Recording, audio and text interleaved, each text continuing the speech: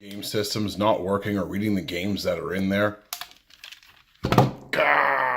then I may have a solution for you. Just in case you guys were unaware, I'm also a cartiologist.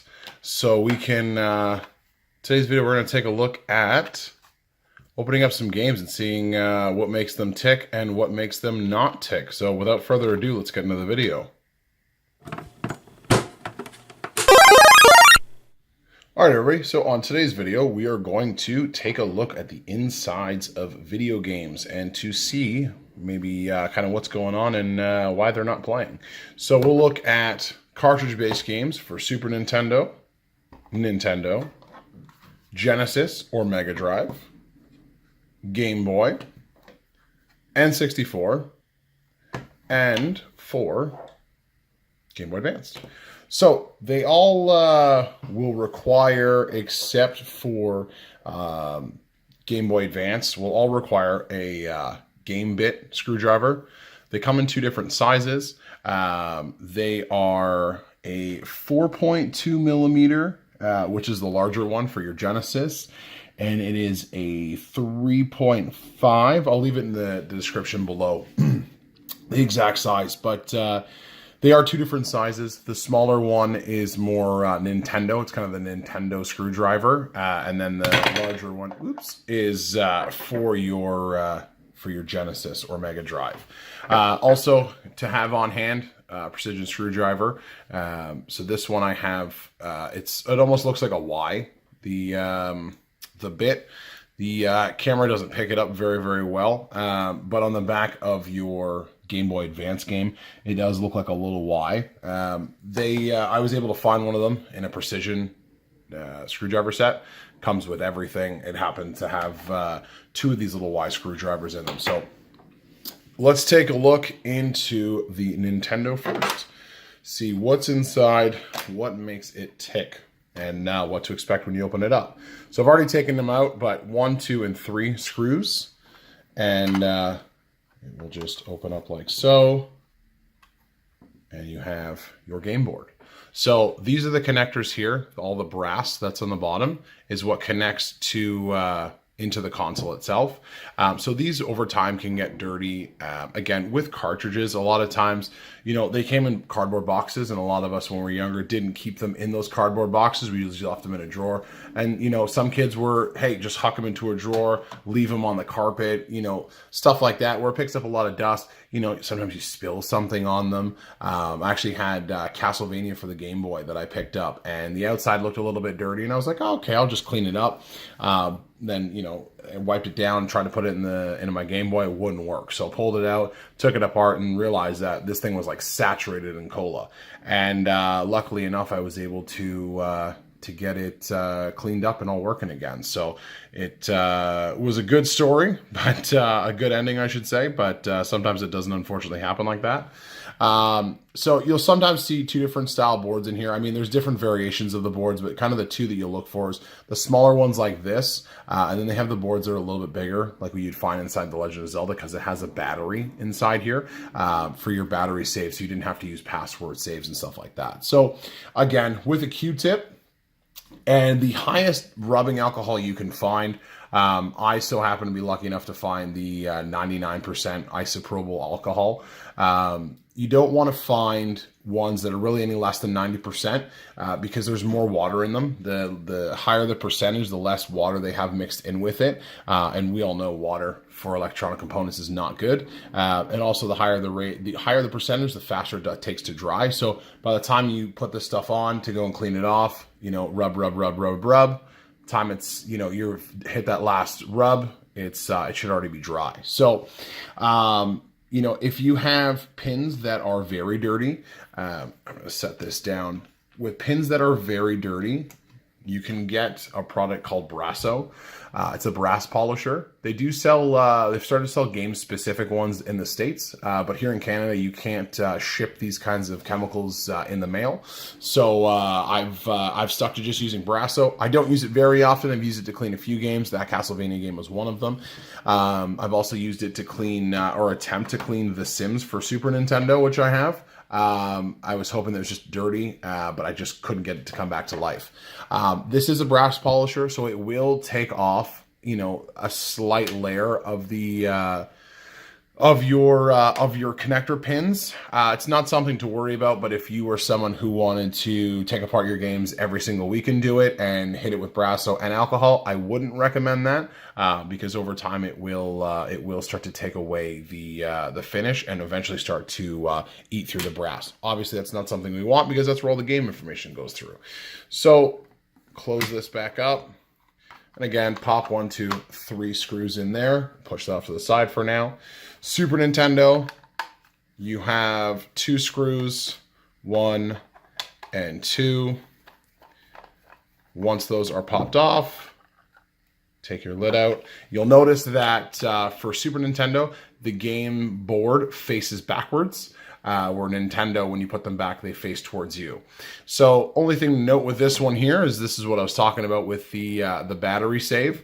So you can you would back up your saves on there. So this is kind of my my lesson cart, my one that I will my demonstration cart. So when I'm cleaning stuff or showing people how to clean their cartridges, I use this one a lot. So you can start to see that the brass is almost two-toned.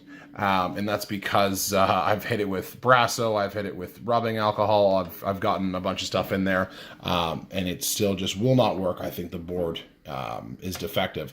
So again, place it towards the back, close your front faceplate, 1, 2 screws in there, and you're good to go. Now, is it necessary for you to take apart your game if you don't have the tools to do it? If you don't feel comfortable doing it, no, you don't have to take it apart. It just makes it easier to kind of see the insides of the game, to see, you know, what's kind of going on. You know, I had one Game Boy game that someone must have spilt cola on it, and on the outside you could kind of see it, but didn't realize that it went through the entire case and the entire game. So I, by taking it apart, I was able to clean up in its entirety and get it to work again. So, you know, that is a benefit, but again, you know, you can just as easily run along, you know, you run your Q-tip in and along here, here, and here on either side, just to get it clean as well. That will help. But again, if you're really trying to look inside to see what's going on, if it's still not working, that's a good way to do it. So I will put those off to the side. Again, I like using a white cloth or just any kind of light material, light color material, so I can see if I've forgotten anything. So we will go in Game Boy now. So pop that bad boy off there. These ones are just a little bit of a slide down, open it up, and that's all it is. And that's what you're looking at. That's the inside of a Game Boy or Game Boy Color game.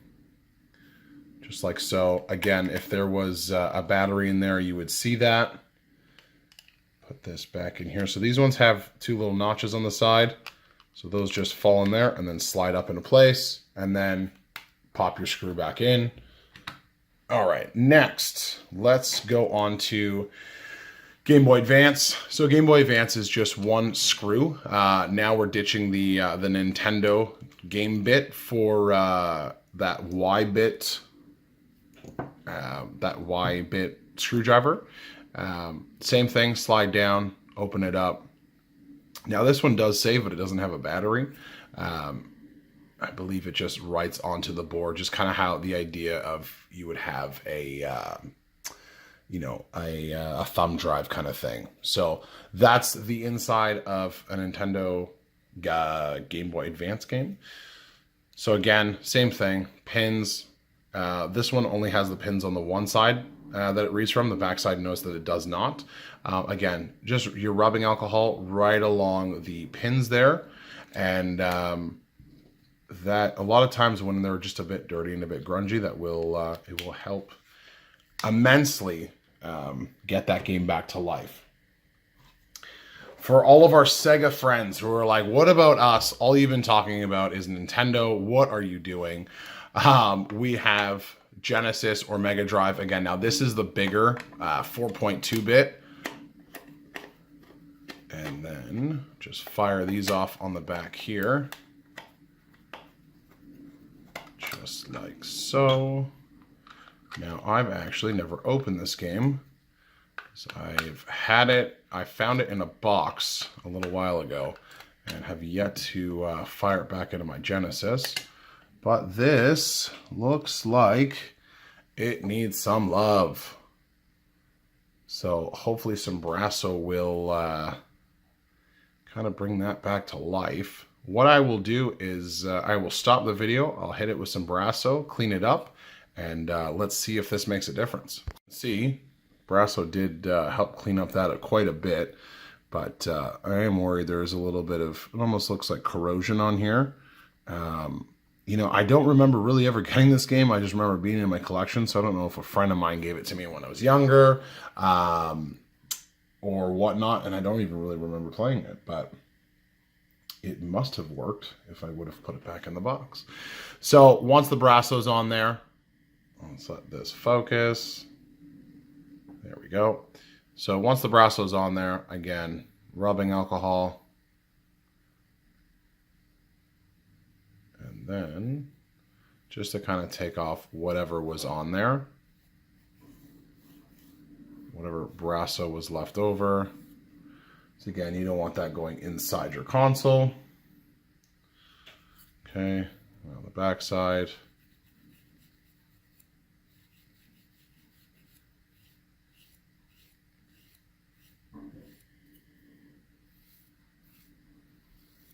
Just like so. So you can still see that Q-tip is fairly dirty.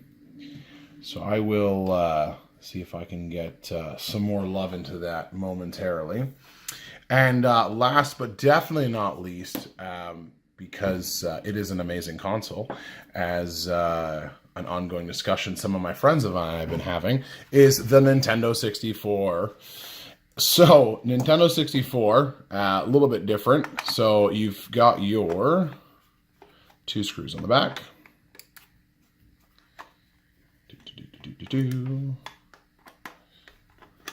Okay. So, these ones open from the top. And you go, wait a minute, how are we supposed to get in there now? So, with N64, they've got these little, like, heat shields, protectors over the board, or whatever it is exactly. I'm unfortunately not very technical in understanding on why they have these on here. If you guys know, drop a line in the comments and let me know what their exact reason of being in here is. I think it's just for heat distribution. Maybe it's just a protective cage.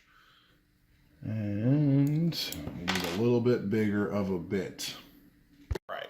So once you have your screws out, you don't have to take this thing off fully to gain access to the board, but you can pop that beast off.